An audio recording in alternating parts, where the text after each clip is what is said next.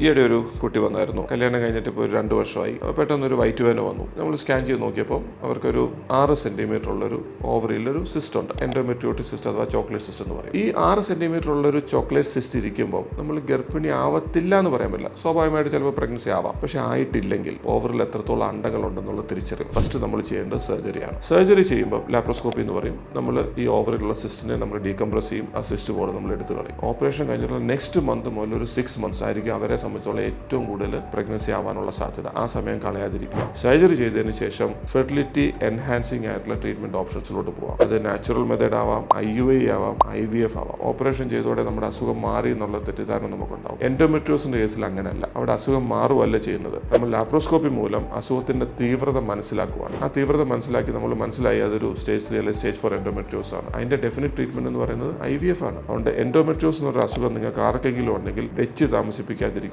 നമ്മുടെ Trump card എന്ന് പറയുന്നത് നിങ്ങളുടെ പ്രായമാണ്. ആ പ്രായം മൂലം നമുക്ക് നല്ല എക്സ് കിട്ടും. ആൻഡ് ഒരു പ്രാവശ്യം നിങ്ങൾ ഗർഭിണിയായി പ്രഗ്നന്റ് ആയാൽ 1.5 കൊല്ലത്തേക്ക് നിങ്ങൾക്ക് പീരീഡ്സ് ഇല്ല. ബിക്കോസ് ഗർഭധാരണം മുലയൂട്ടൽ ഈ 1.5 കൊല്ലം കൊണ്ട് നിങ്ങളുടെ എൻഡോമെട്രിയോസ് എന്ന് പറഞ്ഞ അസുഖം പോലും ചിലപ്പോൾ നിങ്ങളെ വിട്ടുപോകാം. അതുകൊണ്ട് getting pregnancy is your treatment.